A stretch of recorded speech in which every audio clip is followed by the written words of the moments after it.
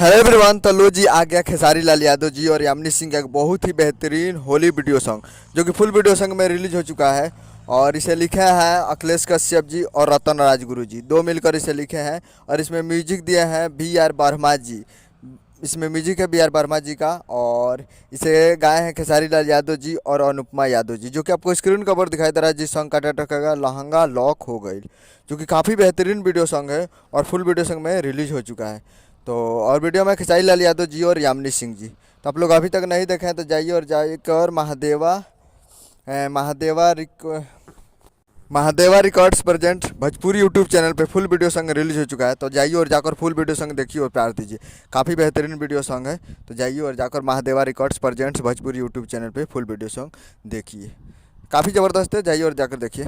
उम्मीद कर रहा हूँ कि वीडियो अच्छा लगा तो चैनल को सब्सक्राइब करके बेल आइकन प्रेस कर देते हैं, कैसे खेसारी लाल यादव जी के लेटेस्ट न्यूज़ लाते रहें। और वीडियो अच्छा लगा हो तो वीडियो को एक लाइक कर दीजिए। और मिलते हैं अगले वीडियो में, तब तक के लिए जय हिंद, जय भोजपुरी।